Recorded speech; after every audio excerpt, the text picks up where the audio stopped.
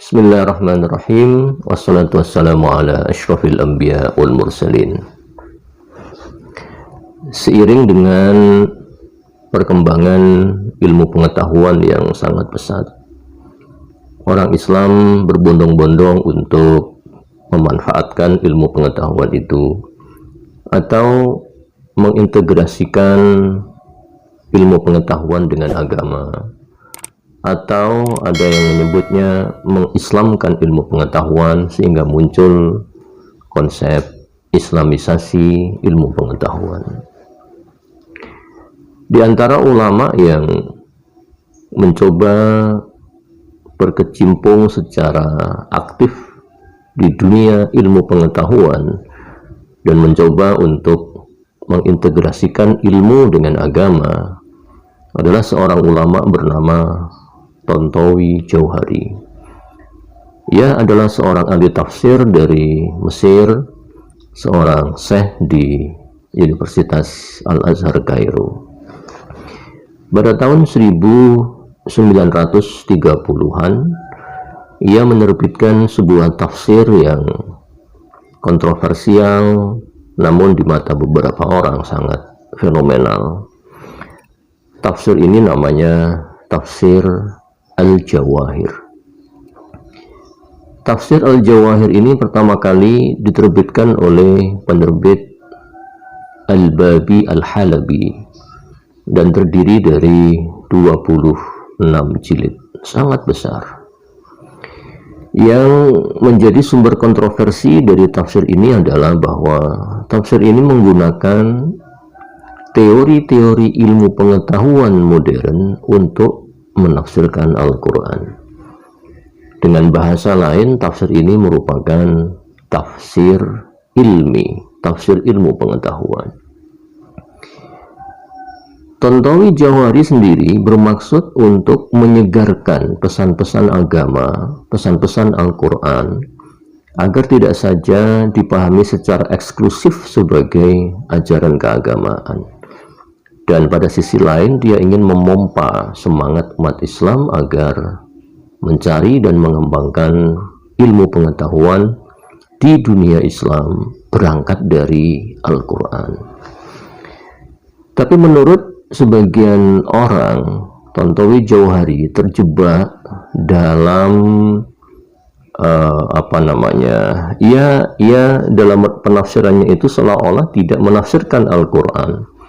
Ia seolah-olah menulis sebuah ensiklopedi ilmu pengetahuan, kemudian dilengkapi dengan ayat-ayat Al-Quran.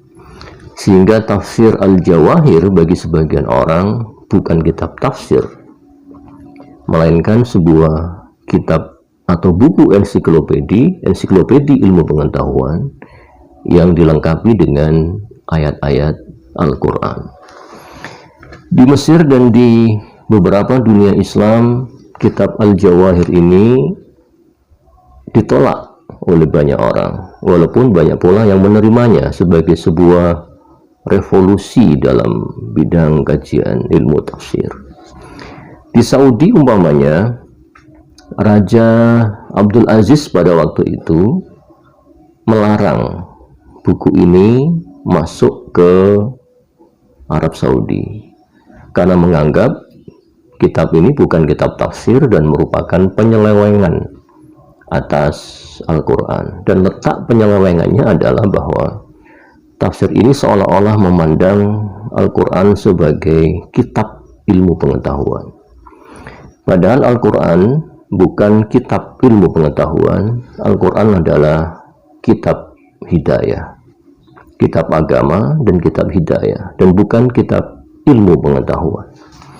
Atau menurut ungkapan Zakir Naik, Al-Quran adalah book of science and not book of science.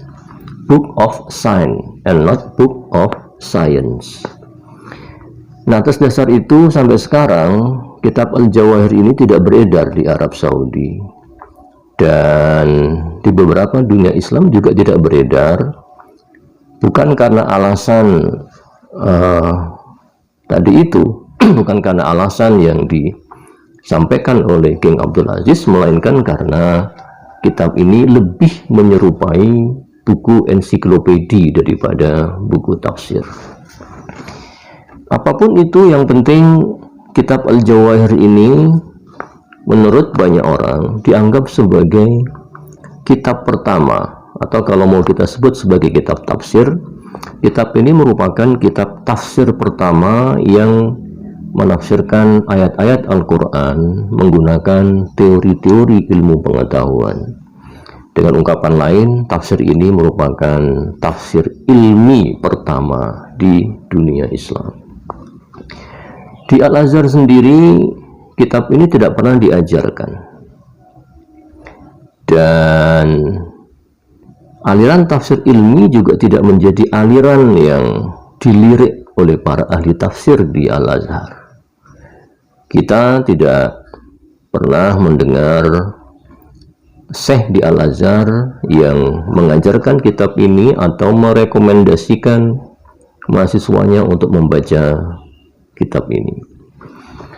Pada tahun 1960-an, berarti kira-kira 30 tahun setelah kitab ini terbit, Syekh Al-Azhar waktu itu, Syekh Mahmud Saltut, menulis sebuah buku judulnya Tafsir Al-Quran Al-Karim.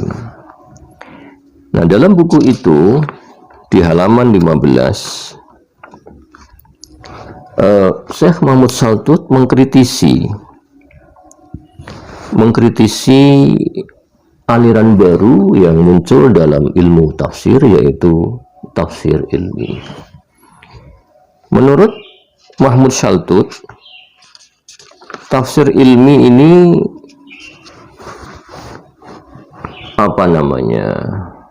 tafsir ilmi tidak sesuai dengan spirit Al-Quran yang sesungguhnya. Tafsir ilmi ini tidak bisa diterima di Al-Azhar secara khusus maupun di masyarakat muslim secara umum, itu karena 3 alasan menurut Syekh Mahmud Saltut. Alasan yang pertama adalah karena Al-Quran itu bukan kitab ilmu pengetahuan, sedangkan tafsir ilmi yang ditulis oleh Tontowi Jauhari itu melihat Al-Quran seolah-olah sebagai kitab ilmu pengetahuan. Yang kedua,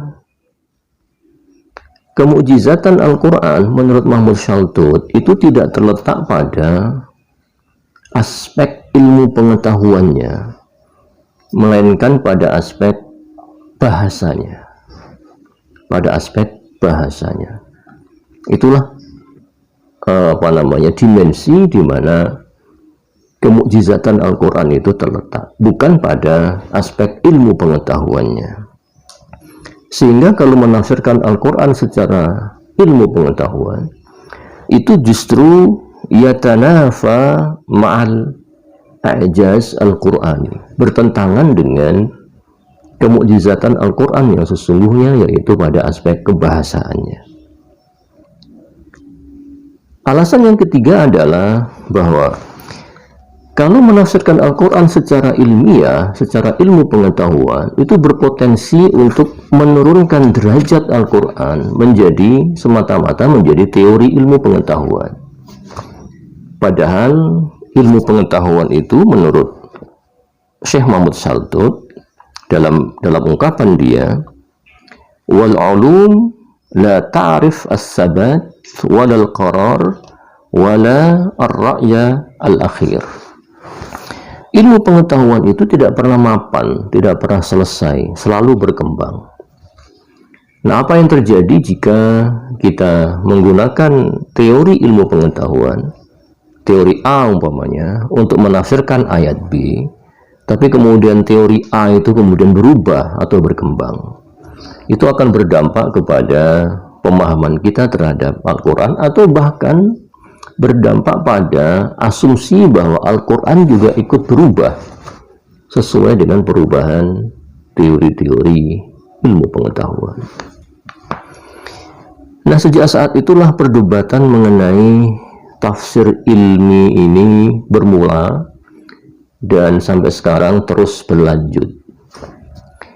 Ada kalanya perdebatan mengenai tafsir ilmi ini mencapai titik panas, mendidih, ya. Perdebatan antara tafsir ilmi, antara yang mendukung dan yang menolak, itu sampai pada titik mendidih, ya, sampai pada taraf mendidih. Itu terjadi umpamanya pada tahun 1970-an di Mesir ini sampai tahun 1980-an, antara seorang ahli tafsir wanita di Mesir bernama Bintu Syati. Bintu Syati ini menulis kitab tafsir judulnya At-Tafsir Al-Bayani. Antara Bintu Syati dengan seorang pemikir Marxis, ya, bernama Mustafa Mahmud. Mustafa Mahmud ini dulunya pengikut ideologi Marxisme, tapi kemudian bertobat dan kembali kepada Islam, dan bahkan dia mendirikan sebuah lembaga, namanya Lembaga Mustafa Mahmud, lembaga penelitian, lembaga kajian, lembaga pendidikan. Itu dia mendirikan. Nah, Mustafa Mahmud termasuk orang yang sangat gemar dengan tafsir ilmi. Karena itu di beberapa kesempatan, di beberapa tabloid koran, ia sering sekali menafsirkan Al-Quran menggunakan teori-teori ilmu pengetahuan. Nah, Bintu Syati sebagai ahli tafsir pada waktu itu sangat terganggu dengan apa yang dilakukan oleh Mustafa Mahmud ini. Maka Bintu Syati kemudian mengungkapkan amarahnya itu melalui banyak tulisan dan sering menyebut orang-orang yang menggemari tafsir ilmi itu sebagai huwat atau penyihir. Jadi menurut Bintu Syati, orang-orang yang menggemari tafsir ilmi itu seperti penyihir. Mereka ingin menyihir ilmu pengetahuan itu dengan cara bim salah bim. Dalam benak mereka seolah-olah ilmu pengetahuan itu dengan sangat mudah akan menjadi milik orang Islam, akan dengan sangat mudah diislamkan hanya dengan disandingkan dengan ayat-ayat Al-Quran. Atau dengan ungkapan lain, orang Islam itu mereka mengira bahwa dengan dalam tanda kutip mengislamkan ilmu-ilmu pengetahuan dengan cara memberi atau melengkapi teori-teori ilmiah dengan ayat-ayat Al-Quran, dengan cara menafsirkan ayat Al-Quran menggunakan teori-teori ilmiah, orang Islam mengira bahwa orang Islam akan menjadi masyarakat yang unggul atau diunggulkan. Itu yang diungkapkan oleh Bintu Syati. Bintu Syati mengingatkan kepada kita agar orang Islam itu tidak bermental inferior, tidak bermental rendahan. Dan memang itu yang terjadi pada masa itu di Mesir, dan saya kira di Indonesia juga kita sering seperti itu, di mana kita melihat orang Islam itu dengan mudah mengklaim bahwa Al-Quran itu mendahului teori ilmu pengetahuan selama 1000 sekian ratus tahun sebelum sebuah teori itu ditemukan. Maksud saya begini, umpamanya ketika ada teori tentang asap, umpamanya teori tentang asap ini ditemukan oleh Yoshihide Kozai. Dia menemukan teori dinamika langit. di mana langit itu ternyata terdiri dari asap, ya, terdiri dari asap. Dan itu ada ayatnya, yaitu dalam surat Fussilat, "Tsumma stawa ilas sama'i wa hiya dukhanun." Kemudian Allah itu bersemayam, ya, di atas langit, dan langit merupakan asap. Nah, Yoshihide Kozai, orang Jepang, sebelum mengenal ayat ini, dia menemukan teori itu, bahwa langit itu adalah kumpulan asap. Lalu kemudian dengan enaknya orang Islam mengklaim, ya itu kan Quran ilmiah kan, Quran sesuai dengan ilmu pengetahuan kan. Ada juga yang mengatakan sebelum itu Quran sudah bicara soal itu 1400 tahun sebelum itu. Jadi orang Islam itu bisanya itu hanya seperti itu, bermental inferior, tanpa mereka melakukan penelitian, tanpa mereka melakukan atau menemukan teori-teori pengetahuan. Kemudian ada orang menemukan teori pengetahuan, teori ilmiah baru, hasil dari kerja keras selama bertahun-tahun, kadangkala berpuluh-puluh tahun. Nanti ketika sampai ke tangan orang Islam, dengan enaknya orang Islam itu mengklaim, itu sudah ada di dalam Al-Quran. Atau dengan gampangnya mengklaim, itu berarti sama, sesuai dengan Al-Quran. Nah, Bintu Syati sangat kecewa dengan perilaku umat Islam itu, dan mengajak agar Al-Quran itu tidak diperlakukan seperti itu. Itulah perdebatan, ya, yang sangat panas, ya. Jadi saya menangi Bintu Syati ini. Bintu Syati ini meninggal pada tahun 1990 berapa ya, 1995 mungkin, ya, atau 98. Sedangkan saya kuliah di Al-Azhar sampai tahun 1995. Dan beliau masih sering waktu itu masih aktif menulis di koran-koran di sana, terutama koran Al-Ahram, koran nasional di sana. Dan saya sering membaca tulisan-tulisan beliau, terutama terkait dengan tafsir, dan lebih mendorong agar Al-Quran dipahami sebagai sebuah bayan, ya, at-tafsir al-bayani, sebagai sebuah argumentasi, bukan sebagai kitab ilmu pengetahuan. Nah, di Indonesia kita melihat ada sebuah buku tafsir lah, kita sebut sebuah buku tafsir, namanya Tafsir Ilmi, yang diterbitkan oleh Kementerian Agama bekerjasama dengan LIPI, Lembaga Ilmu Pengetahuan Indonesia. Tafsir ilmi Kemenak ini sangat mirip dengan tafsir ilminya Tontowi Jauhari. Dan saya membayangkan, andai kata Bintu Syati membaca tafsir ilmi Kemenak ini, maka kira-kira dia akan mengatakan hal yang sama dengan apa yang pernah dia katakan kepada Mustafa Mahmud dan juga kepada orang-orang lain, termasuk Tontowi Jauhari. Saya ulangi bahwa Bintu Syati menggunakan, atau kata kunci Bintu Syati ketika mengkritisi tafsir ilmi adalah bahwa para penganut tafsir ilmi ini seolah-olah sebagai penyihir, seolah-olah inginnya itu bim salah bim, padahal ilmu pengetahuan tidak muncul dengan cara bim salah bim. Ilmu pengetahuan itu harus digali, dipelajari, butuh waktu puluhan bahkan ratusan tahun untuk menemukan sebuah teori.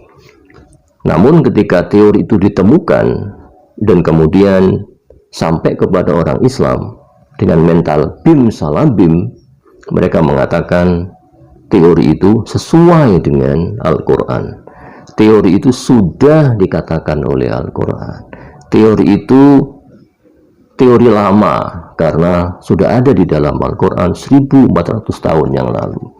Jadi mental-mental penyihir, mental-mental bim salah bim, mental-mental inferior yang dimiliki oleh orang-orang Islam ketika bersinggungan dengan teori-teori ilmu pengetahuan. Itu pendapat Bintu Syati. Pendapat Bintu Syati. Nah, di Indonesia kita sering sekali di koran maupun di media massa, maksud saya di media sosial, kita sering melihat apakah itu berita, ulasan, atau opini mengenai betapa banyak orang ahli ilmu pengetahuan itu yang takjub dengan Al-Quran. Padahal belum tentu mereka takjub kepada Al-Quran. Tapi oleh orang kita dianggap bahwa ada beberapa ulama, ilmuwan yang menemukan teori tertentu, kemudian mereka tahu di Al-Quran sudah ada, kemudian mereka takjub. Dan orang Islam senang sekali kalau ada berita, ada ilmuwan dari Amerika, dari Kanada, dari mana lagi, yang namanya William, namanya John, namanya David. Orang Islam senang kalau ilmuwan-ilmuwan semacam itu diyakini atau dikira itu takjub kepada Al-Quran. Karena itu dalam sebuah ulasan, ya, di sebuah koran nasional, saya pernah membaca ada sebuah ulasan itu judulnya 8 ilmuwan yang dibuat takjub oleh Al-Quran, ya, 8 ilmuwan. 8 ilmuwan itu salah satunya tadi sudah saya sebut di depan, yaitu Yoshihide Kozai, penemu teori dinamika langit. Kemudian ada TWN Persaud, ahli anatomi dari Kanada. Kemudian ada Marshall Johnson dari Thomas Jefferson University, ahli anatomi. Kemudian Keith Moore dari Amerika, ya, Presiden American Association of Clinical Anatomy. Kemudian Maurus Bukaile, ahli bedah, yang menemukan bahwa jasad Fir'aun itu memang masih utuh, ya.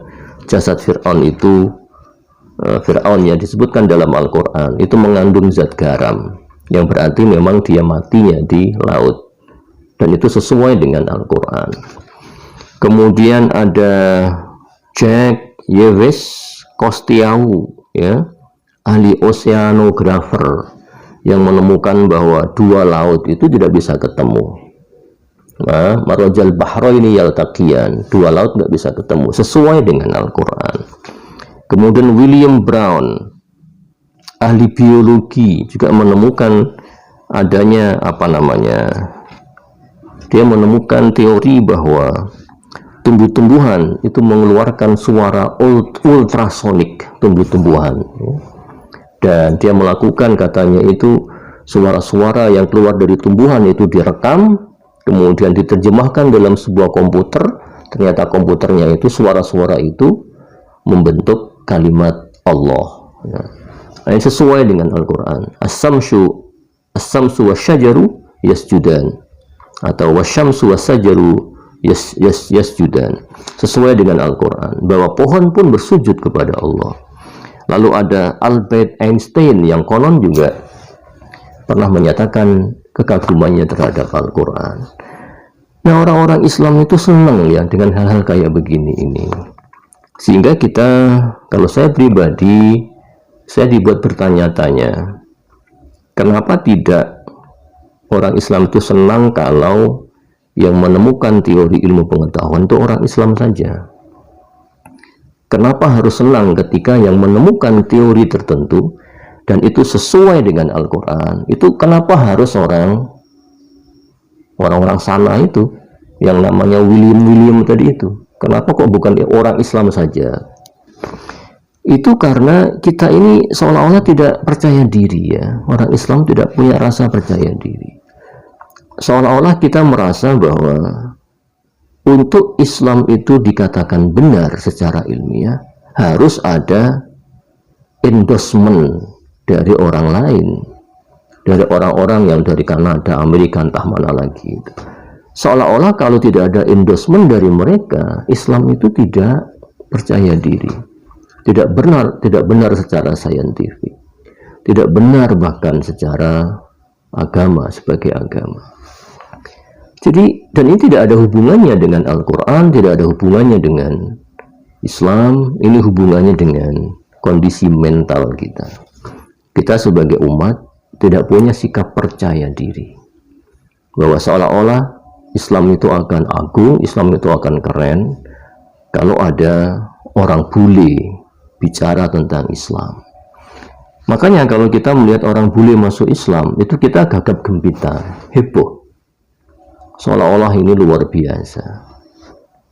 Padahal ya biasa. Karena itulah di Mesir baru-baru ini, tidak baru sih, kira-kira sudah 10 tahun yang lalu ya kira-kira ya.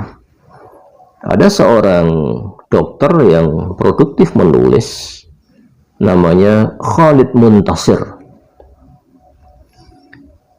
Dia menulis buku judulnya Wahmu Al-I'jaz Al-Ilmi, ilusi kemukjizatan ilmiah Al-Quran. Nah, menurut dia, orang-orang yang bicara mengenai dimensi kemukjizatan ilmiah Al-Quran, itu ilusi. Nah, itu ilusi. Menurut dia begitu. Menurut Khalid Muntasir. Dan Khalid Muntasir ini sangat keras mengkritisi orang-orang yang senang dengan kemukjizatan ilmiah Al-Quran, terutama siapa itu, Zaghlul An-Najjar ya. Di Mesir pada masa ini ada seorang tokoh ahli biologi, ahli apa namanya itu, biologi kalau tidak salah, beliau ini ahli biologi, ahli embriologi ya, namanya Zaghlul Najjar. Saya juga menangi beliau ini ketika di Mesir. Beliau sering nulis di koran Al-Ahram. Kitab tafsirnya namanya Tafsir Al-Ilmi ya, At-Tafsir Al-Ilmi lil Qur'anil Karim. Nah, menurut Khalid Muntasir, orang-orang seperti Zaghlul Najjar ini dikuasai ya, atau dia berilusi ya, berfantasi lah, berfantasi. Apa yang ada di benak dia adalah fantasi-fantasi tentang bahwa Al-Quran itu cocok sesuai dengan teori-teori ilmu pengetahuan. Nah, perdebatan mengenai pro kontra tafsir ilmi ini berlanjut, sehingga kalau kita melihat perkembangan literatur mengenai masalah ini, kita akan menemukan banyak sekali buku-buku yang pernah ditulis mengenai tafsir ilmi ini. Ada yang pro, ada yang kontra. Umpamanya ada namanya Hindun Shalabi ya, menulis buku judulnya At-Tafsir Al-Ilmi lil Qur'anil Karim Bainan Nadhariyat wa Tatbiq. Beliau sangat tidak setuju dengan tafsir ilmi ya dalam kitab ini.